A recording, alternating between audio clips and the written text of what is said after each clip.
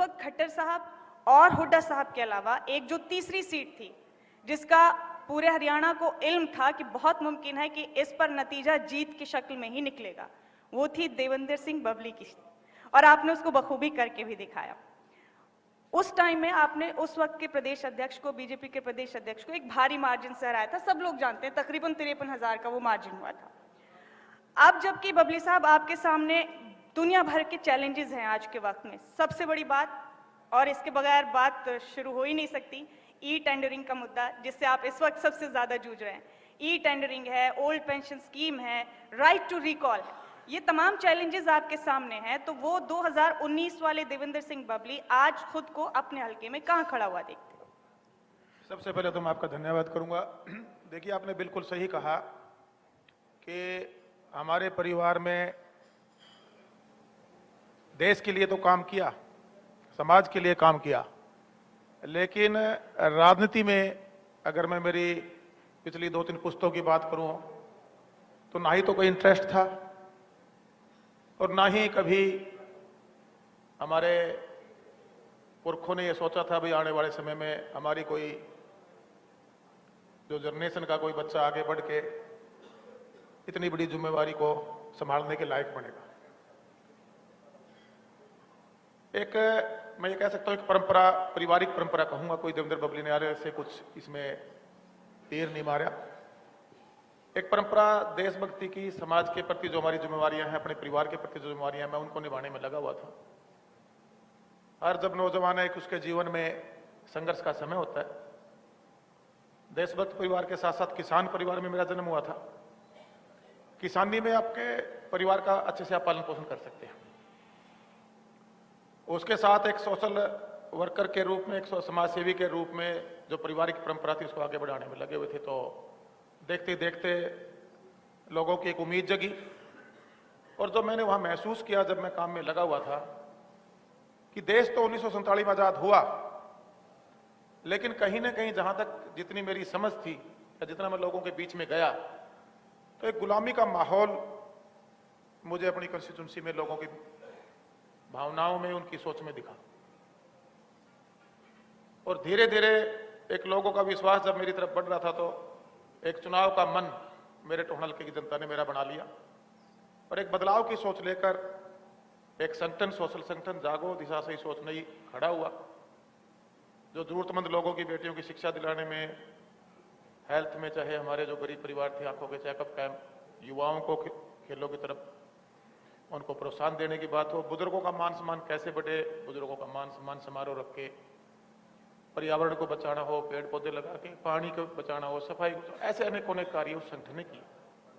और चुनाव जो पहला हम चुनाव लड़े, एक सम्मानजनक वोट हमें मिले, लेकिन हम चुनाव उस समय नहीं जीत पाए थे। हमने वो सेवा विधायक बनने के लिए नहीं शुरू की थी, वो परंपरा परमात्मा हमें ताकत देकर रखे। हमने ये प्रण लिया था कि हम एक बदलाव के लिए काम कर रहे हैं, और जरूरतमंद के काम, इंसानियत का जो सबसे बड़ा धर्म है, इंसानियत की सेवा। और 19 का चुनाव जो भी परिस्थितियां उस टाइम में रही, एक मजबूत चुनाव मेरे टोहना हल्का वासियों ने मुझे लड़वाया, और एक बहुत अच्छे लीड मार्जिन से, एक विश्वास के साथ, और जो सोच मेरे टोहना हल्का वासियों की थी, देवेंद्र सिंह बबली की थी, उस सोच पर हम सब खरा उतरे और एक जनप्रतिनिधि के रूप में एक जनसेवक को जिम्मेवारी दी।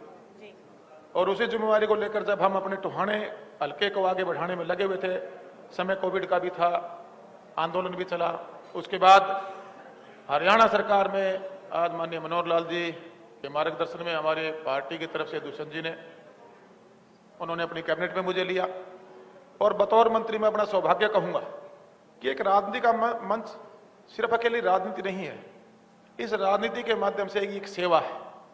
एक शासक के रूप में नहीं, हम शासक जनता आज वोट के ताकत से आपको एक जिम्मेदारी देती है, वो शासक सेवक के रूप में काम करे, उसको हम आगे बढ़ाने में लगे। और जब कोई व्यवस्था परिवर्तन होता है, जब मुझे जिम्मेवारी मिली, मैंने डिपार्टमेंट को समझा, और जो सरकार के फैसले थे, उस टाइम हमारी पंचायतें नहीं थी, उनको लागू करना सरकार की, माननीय मुख्यमंत्री जी की बतौर मंत्री जो मुझे जिम्मेवारी मिली थी, हम सबकी ड्यूटियां थी, हमने लागू किया। उसके बाद कोर्ट के फैसले के बाद पंचायतें आई, जो हमारी पंचायती राज के चुनाव हुए, और उसमें जो ये ई टेंडरिंग वाला मामले का आपने क्वेश्चन किया, मैं उस पर आता हूं। इससे पहले अगर आप 2 दशक या 3 दशक पहले चले जाएं, हरियाणा प्रदेश में या केंद्र में जो भी सरकारें रही, आप देखेंगे कि बड़े नेताओं के द्वारा मंच पे यह कहा गया कि हम 100 रुपए भेजते हैं या 1 रुपया भेजते हैं तो 15 पैसे ग्राउंड पे जाके लगते हैं। तो जनता ये हिसाब मांग रही थी कि 85 पैसा कहां जाता है, ये एक बड़ा सवाल था।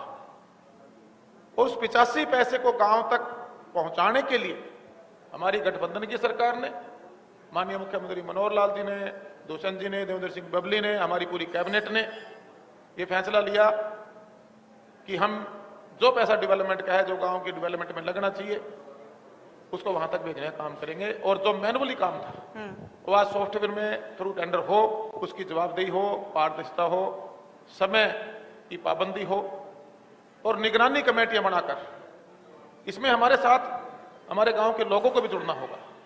सरकारें काम करना चाहती है, मैं ये नहीं कहता कि पहली सरकारों ने हो सकता है काम किया हो, लेकिन जिस विजन से हम काम करना चाहते हैं वो थोड़ा सा हटके जी, अकेला गली नाली चौपाल तक मेरा गांव ना रुके, उसको आगे बढ़ाने के लिए हमने ये प्रयास किया है।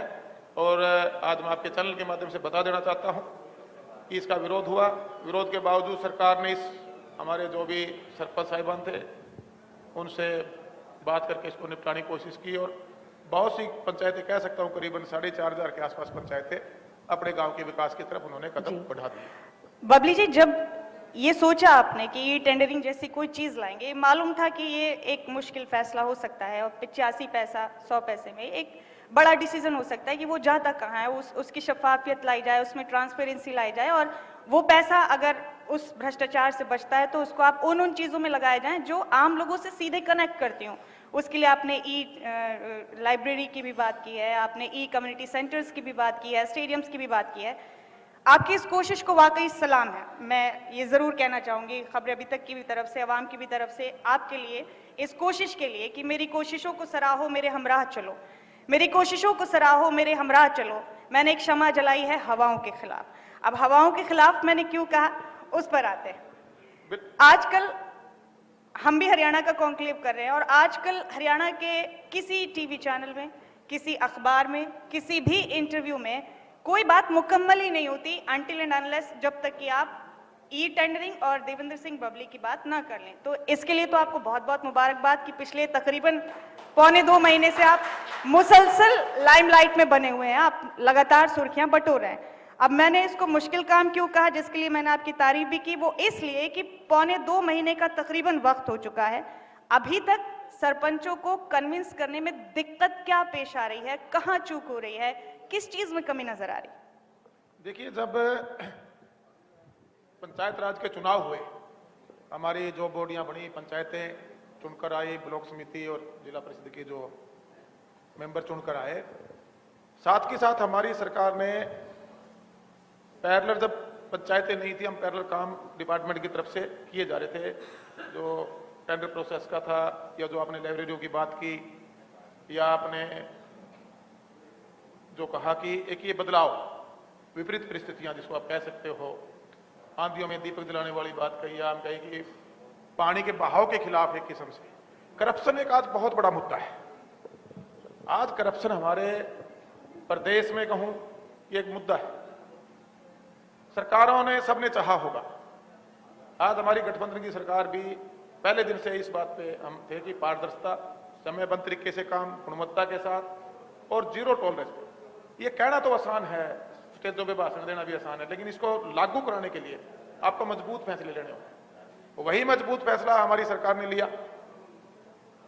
और जो सरपंचों को समझाने की बात आपने कही, पंचायतें बनते ही हमारी सरकार ने एक मान सम्मान हमारे चुने प्रतिनिधियों को गांव में शपथ समारोह दिला के उनको देने का काम किया, ताकि गांव के बीच में जब वो सरकारें की तरफ से वो सारे का सारा प्रबंध किया गया कि उनको एक एहसास हो, नए बन के आए हैं, पढ़ी लिखी पंचायतें आई हैं, युवा पंचायतें आई हैं, कि उन्हें इस पद की गरिमा का एहसास करें। और जब वो शपथ समारोह होता है, जब आदमी शपथ लेता है, हमने भी विधायक बन के शपथ ली थी, तो एक आपके अंदर एक फीलिंग अलग होती है जब आप फर्स्ट टाइम चुन के जाते हैं। मोस्टली 85% पंचायतें युवा भी हैं और पहली बार जो सरपंच बनते हैं वो लोग हमारे साथ। दोबारा एक परंपरा बनी हुई थी चंडीगढ़ के चक्कर लगाने की, हम्म, मंत्री को ढूंढने की, सरकार में जाके पैसा कैसे आएगा। हमारी सरकार ने फैसला लिया, हम जिलावार संवाद प्रोग्राम में गए, फीडबैक लें, नई प्रक्रिया है, इसमें हमारे सरपंचों के सुझाव आए, कुछ पॉजिटिव थे, कुछ नेगेटिव भी थे, कुछ कहते थे नहीं जो पुरानी व्यवस्था है वो ठीक है, कुछ हमारे सरपंचों ने बकायदा खुल के उन प्रोग्रामों में 22 के 22 जिलों में मैं गया और उसके अंदर एक बड़ा सहयोग सरकार का को मैं कहूंगा कि सरपंचों को अपने गांव के डेवलपमेंट के लिए सरकार को मिला। मैंने अनुरोध किया कि जब तक आप साथ नहीं खड़े होंगे, अब तक हमारी बॉडियां जो हमारे प्रतिनिधि पंचायती नहीं आई थी और जो पैसा हमारे डेवलपमेंट, रूरल डेवलपमेंट और विकास के लिए हम पैसा अलॉट होता था, फंड अलॉट होता था, वो हम खर्च भी नहीं कर पा रहे थे। उस समय मैंने महसूस किया कि करीबन कुछ एक लोगों को छोड़ के वो लोग काम चाहते थे, कुछ एक लोग थे कि उसके अंदर मैं राजनीति कहूंगा कि उसके अंदर एक राजनीति हुई। अब विपक्ष अपना काम करे, विपक्ष मजबूत भी होना चाहिए, लेकिन विपक्ष अगर प्रदेश की तरक्की को रोकता है तो मैं ये मान सकता हूं कि विपक्ष प्रदेश का भला नहीं चाहता। और कहीं ना कहीं जब मुझे महसूस हुआ वहां एक ऐसी राजनीति शुरू हो गई थी कि किसी भी तरीके से प्रदेश की डेवलपमेंट को डिस्टर्ब किया जाए, जो मैंने फील किया। हमने अनुरोध किया, उनसे बैठ के इसको निपटाने की बात कही, मेरे से भी मीटिंगें हुई, जो भी इनका एक मंडल बना हुआ है, काफी चीजों का इनका जो मान पत्र था उसमें सरकार ने उसमें विचार के लिए मैंने बोला कि सरकार के सामने माननीय मुख्यमंत्री जी कैबिनेट चर्चा करके इसमें ऐसी चीजें हैं उसको भी इंप्रूव करेंगे।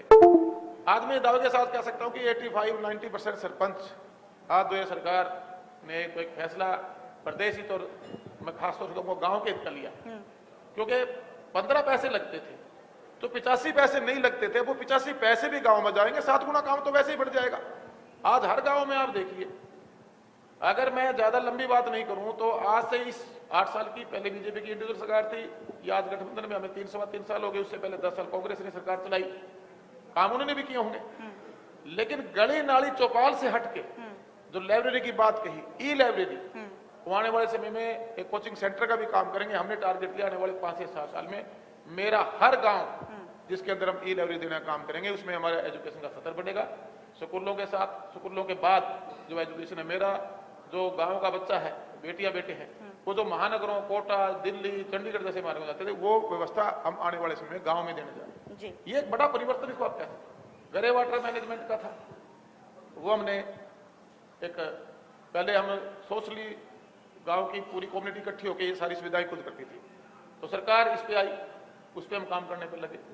इस पे बहुत से कार्य तो हमारे टेंडरिंग से ही हो रहे थे, कुछ काम डेवलपमेंट के जो सरकार ने चाहा कि उसमें एक जवाबदेही तय हो और उसको हम लागू प्रदेश के हमारे गांव के विकास के लिए करना चाहते थे। उसमें मैं कह सकता हूं आज कि 85-90% लोग हमारे गांव के जो सरपंच साहिबान हैं वो काम पे लग चुके हैं। 10-15% हैं, उनसे भी हमने अनुरोध किया है, भाई आओ, गांव के लोग जवाब मांगेंगे, आप अपने गांव में डेवलपमेंट कराओ और प्रदेश और अपने गांव के जो एक विकास है उसमें अपना सहयोग दे, राजनीति का शिकार ना हो। मैं ये फील कर सकता हूँ आज कहीं ना कहीं ये इसके पीछे वो राजनीति का शिकार इसको कह सकते कि हो गए कहीं ना कहीं। अब मैं उसके लिए कुछ कहना नहीं चाहूंगा कि वो अपने गांव के बारे में, प्रदेश के बारे में सोचें और प्रदेश को, गांव को आगे बढ़ाएं। देवेंद्र जी, आप क्योंकि एक बिरादरी की शख्सियत हैं, आप एक पंचायती आदमी रहे, शुरू से जमीन से जुड़े रहे, और शायद यही आपकी खूबी सबसे ज्यादा खट्टर साहब को पसंद आई और उन्होंने पंचायत जैसा एक अहम महकमा आपको दे दिया, इसकी तमाम जिम्मेदारी आपको दे दी। अब आज इस मौके पर आकर, जबकि ई टेंडरिंग की वजह से इतना बवाल पहले भी हुआ और अब अभी भी चीजें चली रही हैं, क्या आपको कहीं किसी मकाम पे लगता है कि ये तो नहीं कि ये महकमा आपके गले की हड्डी बन गया हो, या फिर आपको लगता है कि आप चीजें सॉर्ट कर लेंगे? मैंने ये सवाल इसलिए किया आपसे, हालांकि आपने अभी कहा कि आपने तकरीबन आधे सरपंचों को समझाने में कामयाबी हासिल कर ली है, लेकिन अभी कल परसों भी एक मेमोरेंडम दिया गया है और खबर ये भी आई है कि अभी 17 तारीख को भी, 17 मार्च को भी विधानसभा का घेराव करने की चेतावनी दी है सरपंचों ने। ये सवाल इसलिए मैंने आपसे किया। देखिए, मैं दर्शकों को बताना चाहूंगा, खासतौर से मैं अनुरोध करना चाहूंगा गांव वासियों से, जो ग्रामीण अंचल में बैठे हमारे ग्रामवासी हैं, जो सुविधाओं से वंचित हैं और जो सरकार के द्वारा या देवेंद्र सिंह बबली के द्वारा बतौर मंत्री बार बार अपील की गई है कि गांव आपका है और निगरानी कमेटियां बनाकर आपको गांव को जो मूलभूत सुविधाएं, आज हम गुड़गांव जैसे महानगर में बैठ के जो बातें कर रहे हैं, मैं ये तो नहीं कहूंगा कि हर गांव आने वाले समय में गुड़गांव जैसा हो, क्योंकि गुड़गांव भी कभी गांव होता था, लेकिन बहुत सी ऐसी सुविधाएं जो मैं ये मानता हूं आज 56 साल हो गए मेरे हरियाणा प्रदेश को बने हुए, ये जो इंप्लीमेंटेशन 9 स्तरीय कार्यक्रम में बात करते हैं, जैसे आपने ई लाइब्रेरी या गरीब वाटर, इसके साथ साथ स्ट्रीट लाइट हम लेके जाने लग रहे, स्टेडियम्स का भी गांव के अंदर करीबन ये सारी की सारी फाइलें सरकार ने पास कर दी हैं। बहुत जल्दी टेंडर प्रोसेस में ये काम आपको गांव के धरातल पे नजर आएंगे। अब जब कोई बदलाव होता है तो उसमें थोड़ी दीवानगी चाहिए आदमी में करने के लिए, एक खुद के अंदर एक कॉन्फिडेंस चाहिए, खुद को बचा के रखना पड़ता है। आज जो ये करप्शन की जो डिमक है ना, आप इसमें अगर कोई आदमी लिप्त हो जाता तो सख्त फैसले नहीं ले सकते। आज सरकार, मुख्यमंत्री देवेंद्र बबली या हमारा और जो मंत्री हैं चाहते हैं गांव के अंदर ये सारी की सारी सुविधाएं जाए 9 स्तरीय कार्यक्रम के माध्यम से, और सिर्फ गली नाली और सिर्फ एक बोट मैनेजमेंट की राजनीति ना हो। आने वाले समय में लोग विकास चाहते हैं, काम चाहते हैं। अब आने वाला जो हमारी जनरेशन है वो पढ़ी लिखी, सोशल मीडिया का जमाना है, हर चीज आज आपके मोबाइल में, पूरा वर्ल्ड आज आप हाथ में लिए घूम रहे हैं। तो अब लोग, जो युवा पीढ़ी है वो अब ये लच्छेदार भाषणों से नहीं मानने वाले, वो काम मांगती है और वो काम हम ग्राउंड पे लेके जाना चाहते हैं। और जो आप कह रहे हैं जब भी कोई आप काम करेंगे और वो सही दिशा में जाएगा, एक्शन पे अगर रिएक्शन नहीं है तो इसका मतलब आपकी दिशा सही नहीं है। या जो एक्शन सरकार का है, आज एक बदलाव मैं कह सकता हूँ इसको, विपरीत परिस्थितियों के अंदर हम काम करने लग रहे हैं। एक परंपरा बनी हुई थी कि जो चल रहा है इसको चलने दो, चेयर के ऊपर पर्सन चेंज होते रहते हैं। लेकिन बबली जी, आप करप्शन की बात कर रहे हैं, आपने कहा कि करप्शन पे लगाम लगाना एक बड़ा मकसद है ई टेंडरिंग को लॉन्च करने का, ये कानून लेकर आने का। लेकिन आपके जो सियासी विरोधी हैं वो ये कहते हैं कि इस तरह से इस बिल को, इस कानून को लाकर आप लोगों ने कहीं ना कहीं डायरेक्टली और इनडायरेक्टली सरपंचों को बेईमान और अफसरों और ठेकेदारों को ईमानदार साबित करने की कोशिश की है। जबकि ये सब लोग जानते हैं कि हर दौर में कभी सरपंच, कभी अफसरशाही से जुड़े लोग, कभी ठेकेदार भ्रष्टाचार के आरोपों में लिप्त रहे हैं और वो पकड़े जाते रहे। हुड्डा साहब ने भी यही कहा था जब ये कानून आया कि ये तो ई टेंडरिंग तो करप्शन का नया अड्डा बन जाएगा। तो अपने मुखालफिन को आप लोगों ने भी दे दिया है बोलने का, बात करने का मौका। देखिएगा, अब हुड्डा साहब 10 साल खुद सीएम रहे हैं और वही राजनीतिक बात आती है कि विपक्ष कोई भी सरकार काम करे कभी उसकी सराहना तो वो कर ही नहीं सकते। आप नॉर्मल जो आज की पढ़ी लिखी युवा पीढ़ी है या जो समझ रखते हैं टेक्नोलॉजी का बेनिफिट कहाँ किस किस फील्ड में, हर फील्ड में हुआ है, हर डिपार्टमेंट को उठा के देख लीजिए आप, टोटल काम टेंडर प्रोसेस से होते हैं। हमारे डिपार्टमेंट में एक मैं ये बात आपके जरूर कहना चाहूंगा कि थोड़ी सी स्ट्रेंथनिंग की कमी थी, अब हमने वो भी पूरी कर ली। अब आप देखेंगे, शायद मैं गलत नहीं हूं तो 3 दशक से लेके, हो सकता है 4 दशक भी हो, 3 दशक से पहले तक से लेके आज तक डिपार्टमेंट में स्ट्रेंथनिंग नहीं थी। अब हमारी भर्तियां हुई, हमारा जो डिपार्टमेंट में हमारी जो अधिकारी कर्मचारियों के, एक मान लीजिए उदाहरण के तौर पे अगर 5000 अधिकारी थे, उसके वर्ष में 2.5 से 3 हजार थे, 60-65%, जो 35% कमी थी। और ये एक नई प्रणाली से हम काम करना चाहते थे, वो कहीं ना कहीं एक स्लो प्रोसेस की तरफ ले जाती थी। सरकार ने फैसला लिया, अभी वो भर्तियां शुरू हो गई हैं, आनी शुरू हो गई हैं, और इससे अब गति भी आ जाएगी कामों में। और जो विपक्ष बात कर रहा है और जो आपने अधिकारी कर्मचारियों पे करप्शन की बात कही या चुने प्रतिनिधियों पे करप्शन, तो मुख्यमंत्रियों पे भी लगे हैं। क्या मुख्यमंत्री बन के कोई आदमी ईमानदार रहता? क्यों? आप देख लीजिए, अभी भी लुकआउट नोटिस जारी हो रहे हैं कई मुख्यमंत्रियों के, बाहर विदेशों में बैठे हैं अब, और पहले वाले पे मुकदमे चल रहे हैं कि नहीं चल रहे। और इसके बाद चाहे वो हमारी छोटी इकाइयां थी, उनके जनप्रतिनिधि थे, चाहे किसी भी विभाग के, अकेला पंचायत में नहीं, किसी विभाग में अधिकारी हो चाहे कर्मचारी हो चाहे चुने प्रतिनिधि, जिसने करप्शन किया सरकार ने उस पर सख्त फैसले लिए हैं। अगर मैं इन्हीं पिछले 1-1.5 साल 1.25 साल की बात करूं, जब से मुझे जिम्मेदारी मिली, जो हमारे संज्ञान में आया, अधिकारी कर्मचारी तौर पे थे, चाहे वो चुने पहली सरकारों में, जो पिछले समय में, अपने समय में, पिछले ट्रम में जो प्रतिनिधि रहे थे, चाहे पंचायतों के थे, शिकायतें आई, उस पर सरकार ने कड़ी कार्रवाई की है। और आप देखेंगे अभी विजिलेंस ब्यूरो बनाकर हम हर रोज जहां जहां ये करप्शन का जानवर घूम रहा है, हम उस पर लगाम डालने का काम कर रहे हैं। वो किसी भी रूप में घूम रहा है, उसको पकड़ा भी जाएगा और उसको बंद भी किया जाएगा। ये नहीं कोई भी हो कि उसको छोड़ दिया जाएगा। इस पे थोड़े से मजबूत होकर फैसले लेने पड़ेंगे। राजनीति में काम की तरफ कम ध्यान रहता है और एक बोर्ड मैनेजमेंट की ज्यादा ध्यान रहता है। आज मैं इस सरकार में बतौर मंत्री या हमारी सरकार के मुख्यमंत्री जिनके साथ मुझे आज काम करने का मौका हुआ, मैं दावे के साथ कह सकता हूं कि बिल्कुल साफ सुथरी नीयत के साथ, विदाउट एक ये किसी पार्टी से क्या है, सबका साथ लेके, सबको साथ चल के, और हमें उस पारदर्शिता पे हम काम कराना चाहते हैं। और ये बदलाव हो रहा है और इसके रिजल्ट आने शुरू हो गए हैं। और जो गांव सिर्फ गली नाली और चौपालों तक सीमित था, अब गांव के अंदर एक शहरों वाली फैसिलिटी आने वाले समय में जो जो हम सुविधाएं लेके आने लग रहे हैं, हम गांव में देने का काम जी। लेकिन बबली जी, आपको नहीं लगता कि ये चैलेंज आपके लिए ज्यादा बड़ा है, क्योंकि आपके अपने लोग इसमें आपके साथ खड़े हुए नहीं दिखते, गाहे बगाए, उनके स्टेटमेंट से ये नजर आता है और उन्होंने इस तरह के बयान भी दिए हैं और इस तरह की चीजें भी सामने आई है। अब उसमें आप राम कुमार गौतम को ले लीजिए, जोगीराम सिहाग हैं, अमरजीत सिंह ढांडा हैं, नाना चौटाला हैं, ये सिरे से ना तो नकार रहे हैं, ना सिरे से इसको एक्सेप्ट कर रहे हैं। आपको नहीं लगता कि आपके लिए कम से कम ये ज्यादा बड़ा जोखिम है आपके सियासी करियर के लिए? आप एक सेल्फ मेड सियासतदान हैं, एक सेल्फ मेड शख्सियत के तौर पर यहाँ बैठे हैं, तो जब ये जोखिम लेने का सोचा, थोड़े कदम नहीं डगमगाए? देखिए, आज इंडिविजुअल राय अपनी कोई भी दे सकता है, वो हमारे विधायक साथियों ने भी दी है। लेकिन मैं फिर एक बात आपको कहना चाहूंगा, ये दीवानगी का काम होता है। तो दीवानापन अगर किसी में कुछ सुधार करने की ताकत हो और आप अपने आप को जो पुराना ढर्रा या सिस्टम चलाता है उससे बचा के चल सके, ये बदलाव हो रहा है। और जो हमारे विधायक साथियों ने या हमारे बहुत से और नेताओं ने भी मुझे ज्ञान भी बांटा है, सुझाव भी दिए हैं, मैं उनका ज्ञान जरूर लूंगा और सुझाव भी लेंगे। सरकार का काम है, आम नागरिक का भी ये संवैधानिक राइट है और जो किसी पदों में बैठे उनके भी ये अधिकार हैं, वो अपनी बात रख सकते हैं। इसलिए तो हमारा एक स्वच्छ और स्वस्थ लोकतंत्र की बात हमारे हिंदुस्तान में, हमारे प्रदेश और देश में होती है। लेकिन जो सरकारें फैसला लेती हैं, खासतौर से हमारी सरकार की अगर मैं बात करूं, तो वो प्रदेश हित के लिए, और मेरा ज्यादा लंबा चौड़ा अनुभव तो है नहीं।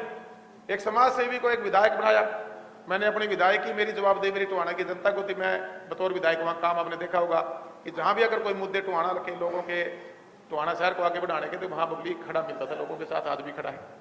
बतौर मंत्री जहां मुझे जिम्मेवारी मिली, ये बदलाव सरकार हमारी चाहती थी।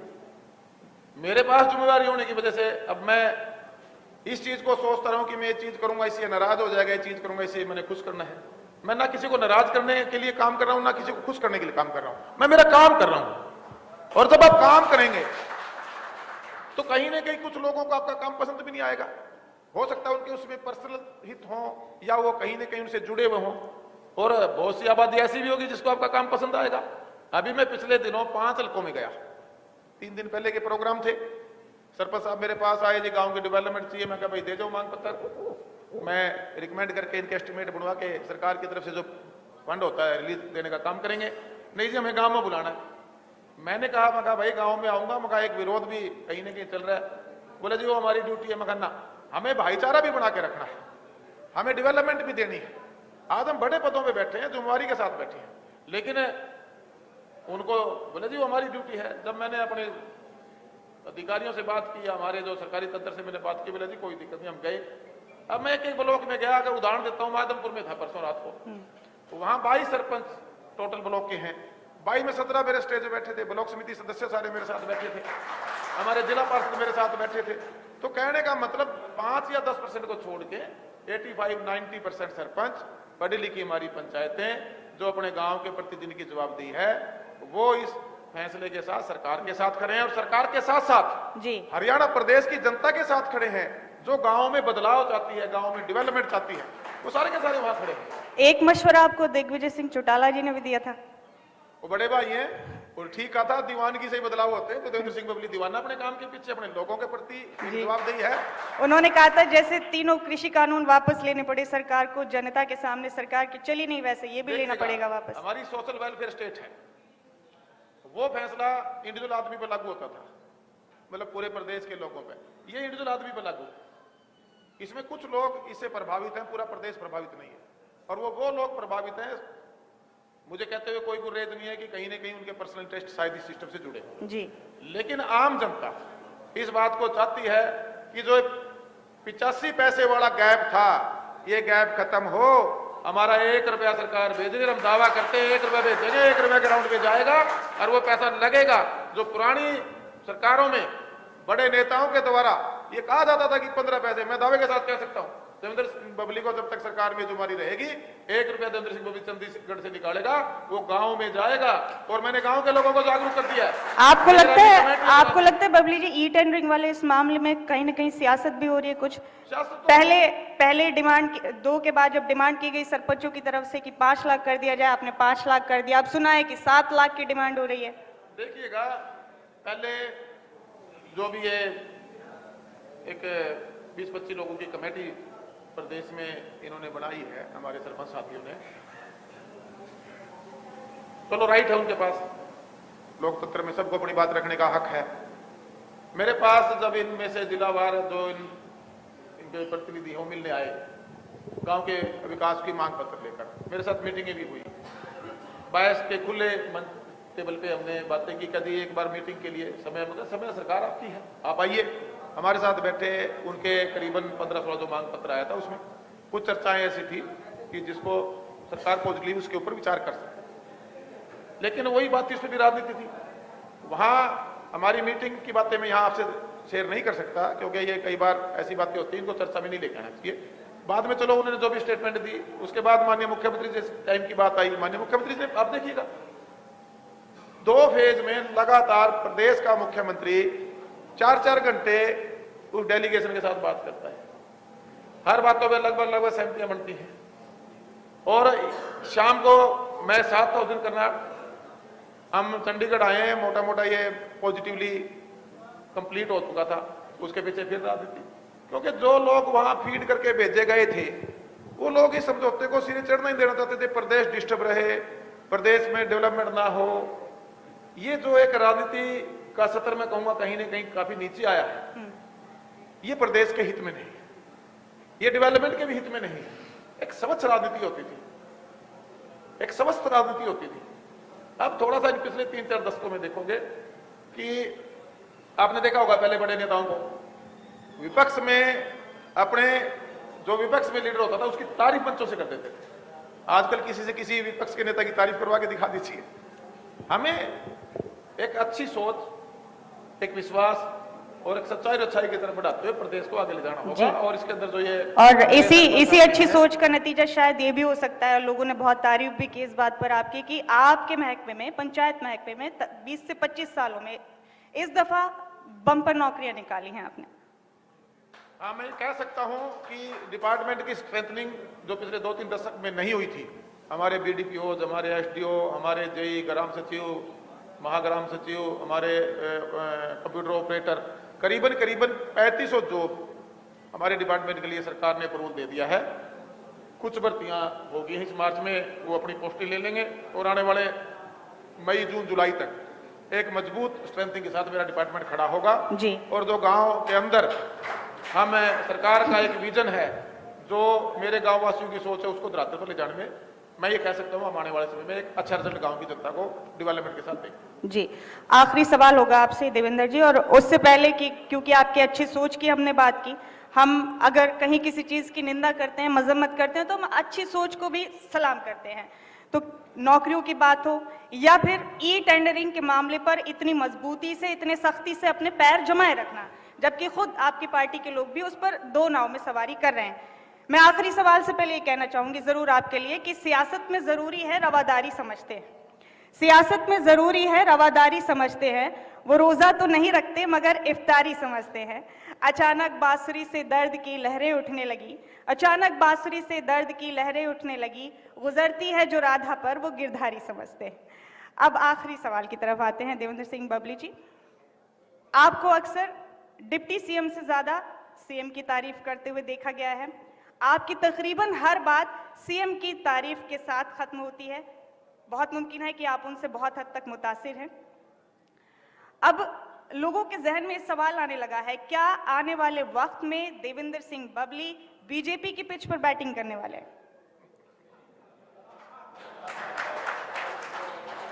देखिए, मैं फिर आपको क्लियर कर दूं, आज भी सबसे पहली मेरी जिम्मेवारी मेरे टोहाना क्षेत्रवासियों के लिए। टोहाना को 2019 में आजादी मिली, एक लड़ाई लड़ी, जैसे हमारे दादा साहब कैटुमराज सिंह जी नेताजी सुभाष चंद्र बोस जी के साथ आजादी फौज खड़ी करके इस देश को आजाद करवा के लेकर आए। 11 साल के संघर्ष के बाद एक बड़ा राजनीतिक परिवर्तन हमारी टीम और देवेंद्र सिंह बबली मिलकर टोहाना के अंदर लेकर आए। एक बहुत विश्वास के साथ लोगों ने मुझे आज ये जिम्मेवारी दे रखी। चुनाव लड़ने से पहले हम बातें कुछ और करते हैं, चुनाव लड़ने के बाद हम अपनी जो खुद की कमिटमेंट होती है उसके विपरीत काम शुरू कर देते हैं। मैं जो आज से 15-20 साल पहले था, आज भी देवेंद्र सिंह बबली उसी सोच के साथ काम कर रहा है। मेरी जवाबदेही मेरे टोहाना हल्का को, आज पूरे हरियाणा प्रदेश के मेरी 6220 पंचायतों में जो मेरा एक एक ग्रामीण अंचल में परिवार बैठा है, वहां जवाबदेही देवेंद्र सिंह बबली की बनती है। और आज गठबंधन में हम सरकार चला रहे हैं, गठबंधन में पदों की गरिमाएं होती है। आज मेरा नेता दुष्यंत चौटाला, मैं जननायक जनता पार्टी से जो भी परिस्थितियां थी उस टाइम में हम सब इकट्ठे हुए, एक टीम बनी और हमने चुनाव लड़े मिलके। 10 महीने की पार्टी थी जननायक जनता पार्टी। दुष्यंत जी ने एक अच्छी मैनेजमेंट की, हमारे जैसे जो लोग थे उनको इकट्ठा किया और सबने चुनाव लड़े, 10 सीटें हम लेकर आए। उस समय समीकरण ऐसे बने कि गठबंधन में सरकार, माननीय मनोहर लाल जी पहले बीजेपी की अपनी सरकार थी, अब सरकार के अंदर हम गठबंधन में बतौर सहयोगी काम कर रहे हैं। वो मुखिया हैं प्रदेश के, लीडर मेरे दुष्यंत हैं। एक जवाबदेही अगर मैं जनता के बाद अगर दूसरी जवाबदेही पार्टी में अगर किसी को तो दुष्यंत जी को है, जो पार्टी की कोई काम मेरी ड्यूटी लगती है तो मैं जवाब उनको देता हूं। आज बतौर मंत्री एक सहयोगी के रूप में माननीय मुख्यमंत्री के साथ, मनोहर लाल जी के साथ मैं काम कर रहा हूं, तो जवाबदेही मेरी मुख्यमंत्री को बढ़ती है, हरियाणा प्रदेश की जनता को बढ़ती है। और जब उनका अनुभव भी है, फिर एक होता है कि एक काम का विजन।